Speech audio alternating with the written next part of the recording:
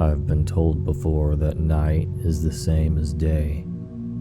There's nothing more to fear. But these stories prove that is not true. The darkness hides that which doesn't wish to be seen, and that which doesn't wish to be seen is often coming for you. Hello, and welcome to another episode of The Nightmare Society.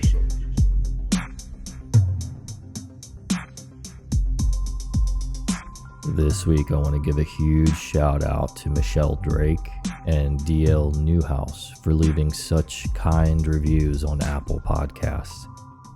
Guys, you made my week. Thank you.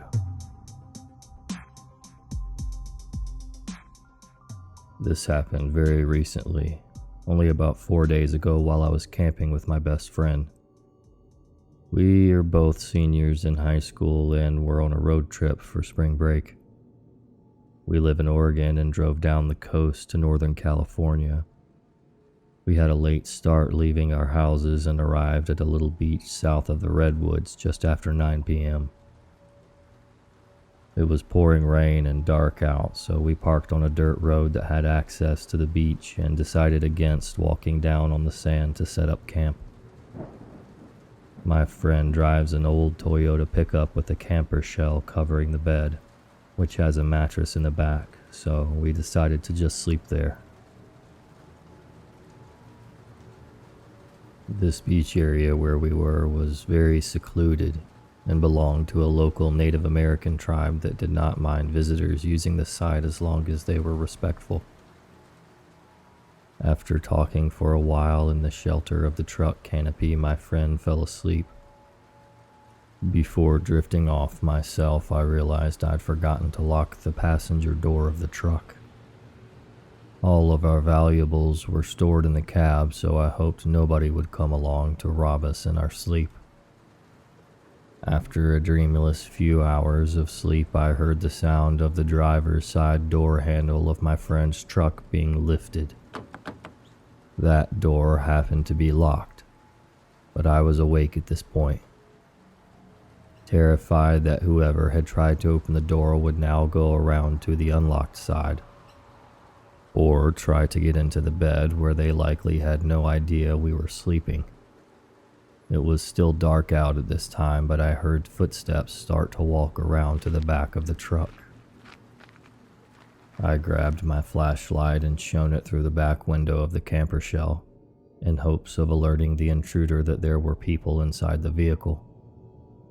I heard footsteps get a little further away, and then I heard the sounds of sticks snapping and something heavy being thrown. Then the man let out a long, guttural yell. A few minutes passed and more things were thrown and more general yells.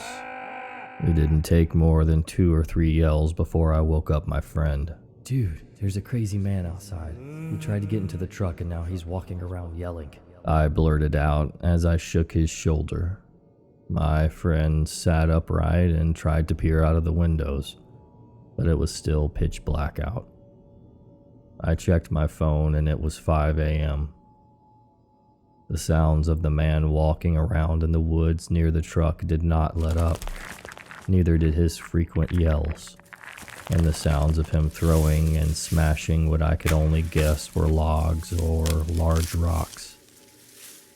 Occasionally we would hear his yells from further away, and we thought he was leaving, only to have him return to yelling right by the truck. Only moments later, we sat huddled in fear for a good hour, unsure of what to do. His shouts sounded as though he was full of rage, but he never attempted to get into the truck again. Eventually, the owners of the only other car parked on the dirt road came to their vehicle and drove off as the sky started to lighten. We did not hear any more yelling or log throwing after that, and eventually we were both able to fall asleep again for a few more hours. Waking up at around 10 a.m., it was hard to believe that terrifying hour at the crack of dawn had even happened. But we both remember it too vividly to dispute. We still have no idea what the man was doing or why he sounded so angry, but to the guy screaming profanities in the dark by our truck, let's not meet.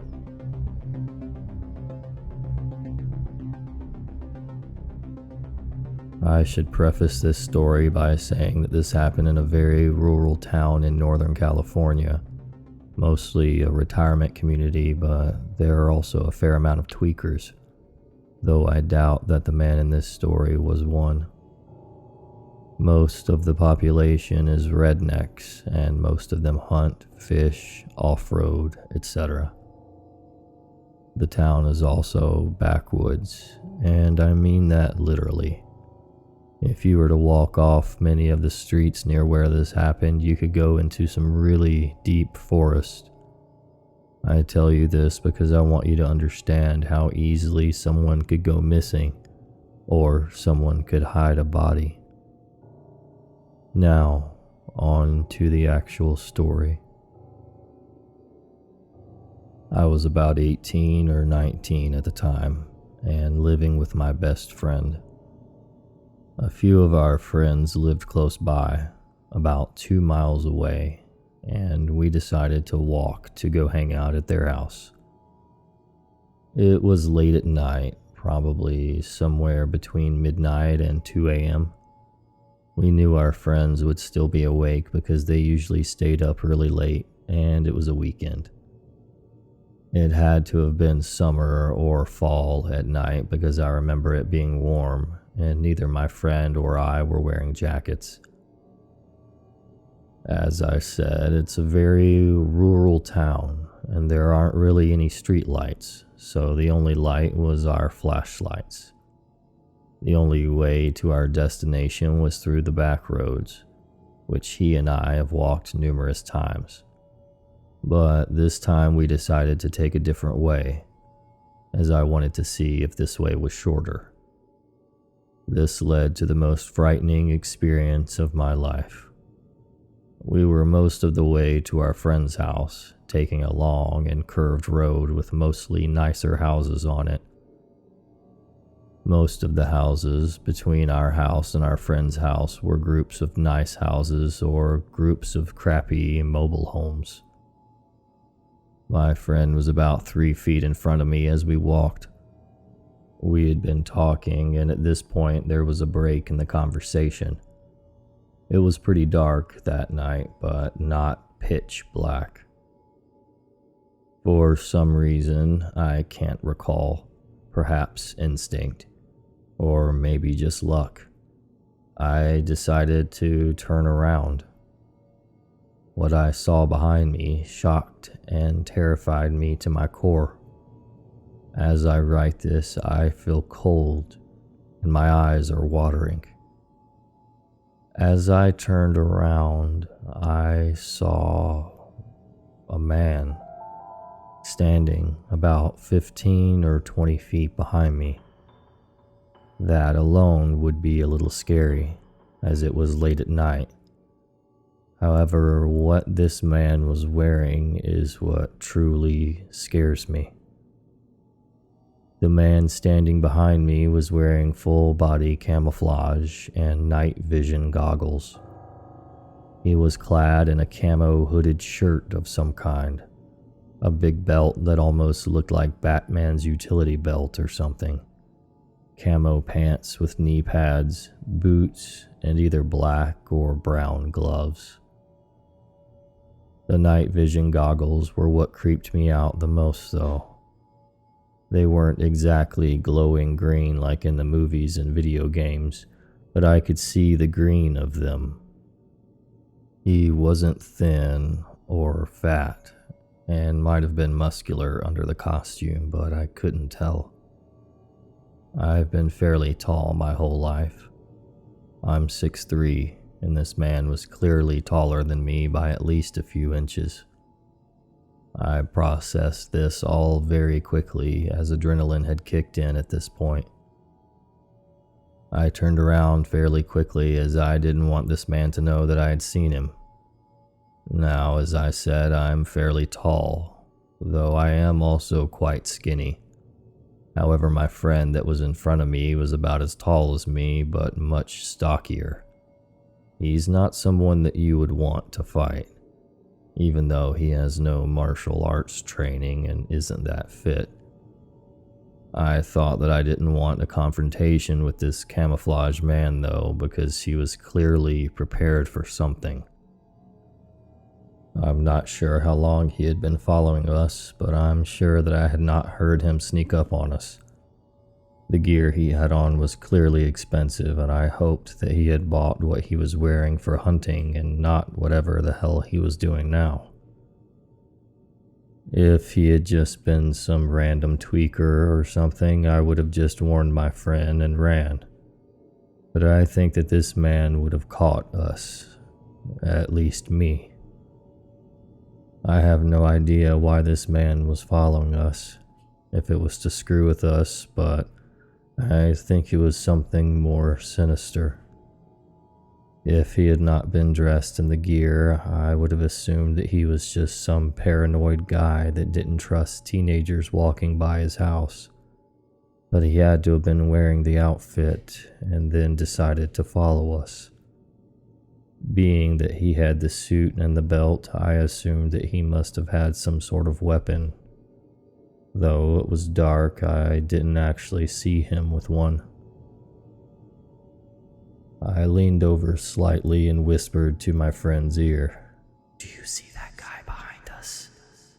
He whispered back, "Yeah." I replied, "Walk faster."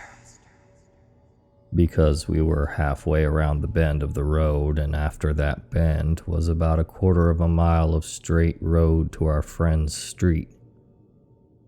Thankfully, my friend complied, and we walked at a quick pace. I recently talked to my friend about this incident, and he says that he had also seen him, but didn't want to say anything in case the guy heard. I decided to chance a quick look back at the man, but made it look like I was just looking around everywhere. And I looked everywhere around me. He was still following us. But I didn't look long enough to see if he had picked up the pace. He had to have, though, because he was the same distance as he was before, if not closer. We finally made it to where the street turned to straight road, and it also had a bit more traffic, but I doubted that a car would drive by this late. As soon as we got to the straight road, I told my friend to run, and we both took off at full speed and ran all the way to our friend's house.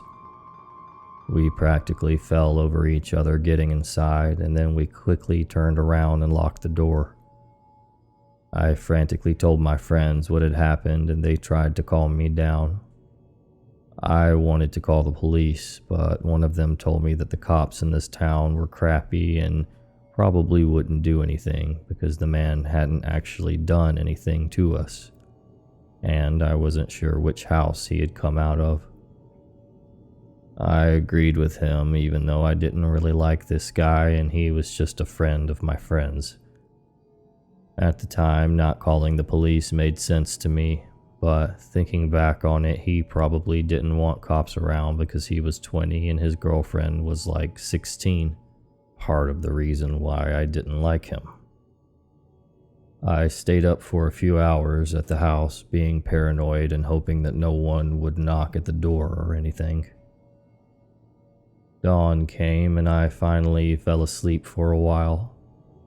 We called my best friend's mom and she drove us back to his house, and once we got back to our house, I didn't want to alarm her as she was very protective and fairly sensitive. I never walked back to that house that late again, and certainly never walked by those houses again. After that incident, I carried a pocket knife with me when I walked places, even in the day. I moved a few months later and thankfully never saw that man again. I've checked missing persons for anything in that area and there haven't been any reported, so I don't really regret not filing a report.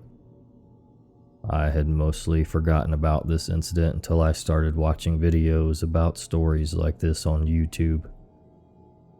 I decided I should share this story on Let's Not Meet as well because I would very much not like to meet this man again, either with or without the camo.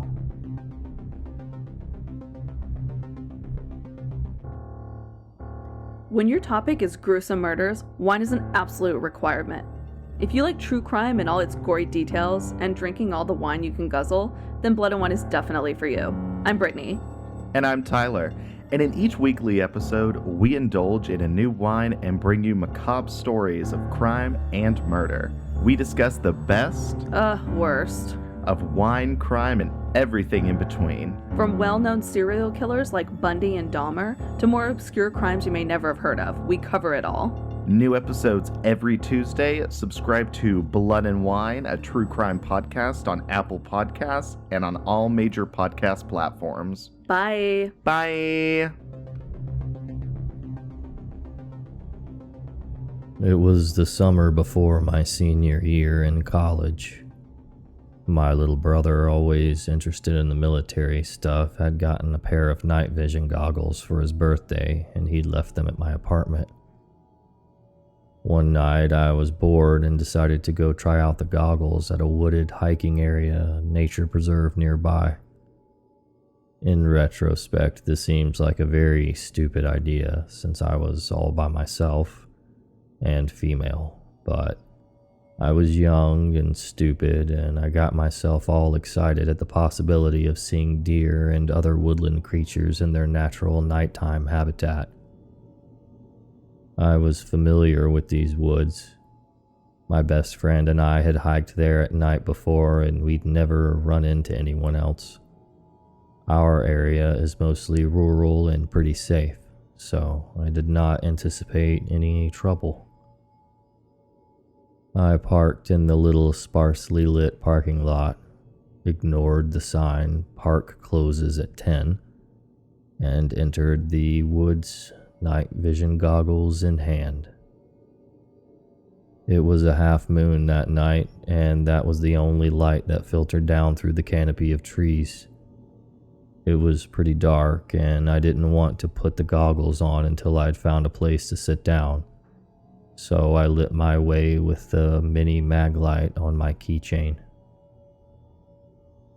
A couple of times I thought I heard a little rustling in the woods a fair distance away, but it was nothing out of the ordinary, and I put it down to animal activity. Hopefully the deer I had come hoping to see. After I'd hiked in a fair distance, I found a fallen log to sit on and put on the goggles. I don't know if you've ever used night vision goggles before, but the effect is impressive. They can turn near pitch darkness into bright as day. Everything appears in shades of green, but quite bright and clear. For a while, I had a blast looking around from my fallen log vantage point. Some chipmunks played around in the leaves nearby, and a big owl blinked its lamp-like eyes at me from a tree branch. No deer, though, and I started to think that maybe they wouldn't be likely to come anywhere near me, darkness or not, if I sat right out in the open on a log. So I decided to find a place where I could be a little more hidden. I made my way a little deeper into the woods and finally found a huge tree, perfect for climbing. I've always loved climbing trees, so it was nothing for me to hoist myself up a few branches and settle in to wait for my deer. I didn't get to see any. What I did see, lit up in bright night vision green after about 10 minutes of waiting, was this. A man, dressed head to toe in dark-colored clothing, making his way stealthily through the woods. He was coming from the same direction I'd come from and was clearly trying to stay hidden, moving from tree to tree and glancing around carefully before moving on again. It looked very much like he was looking for someone. It took me a few moments to notice that he was carrying something, and when I saw what it was, the hairs on the back of my neck stood up.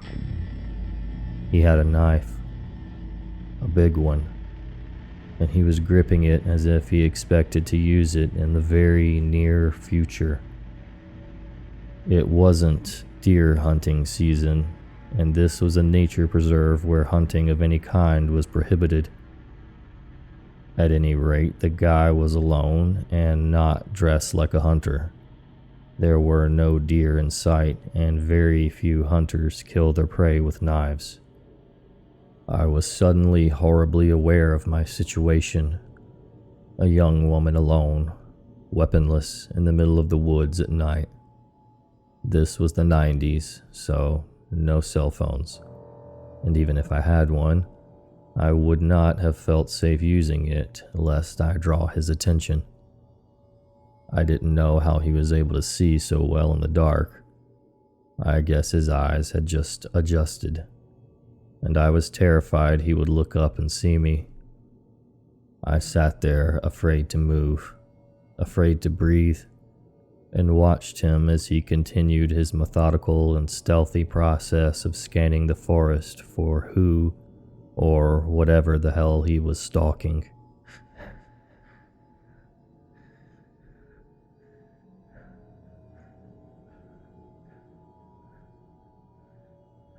I scanned around but could not see anyone else, even from my high vantage point, and the sickening thought struck me that he might be looking for me.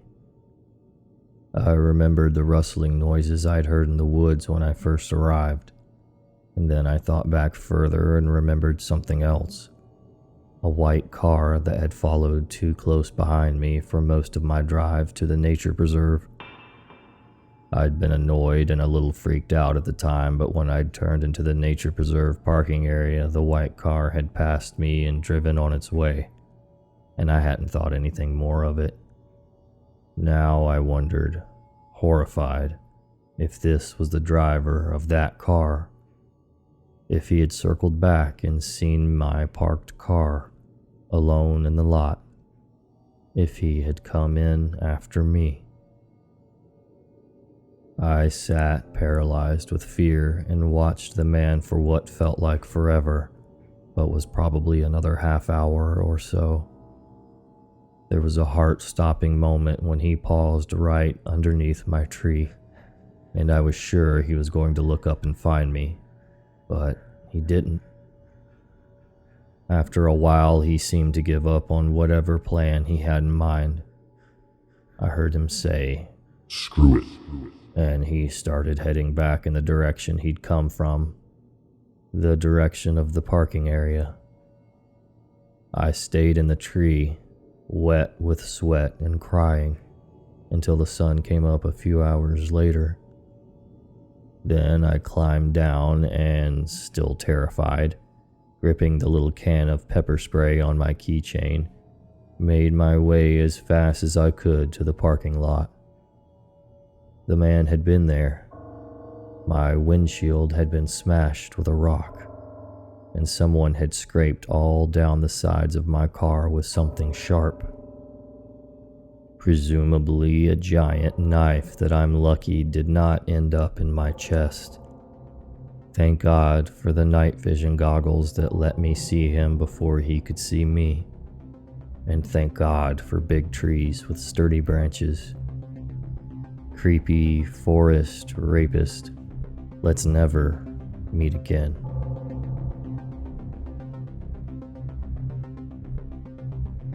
Needless to say, I'll be sleeping with the lights on tonight. I couldn't do this without our contributors. Thank you so much to Yelloword, osirisalot, and whitneycat. I'm always looking for true creepy encounters, please email yours to NightmareSocietyRadio@gmail.com. And also follow me on Twitter at society_radio and Instagram at NightmareSocietyRadio. Thank you so much for listening. Until next time, stay safe.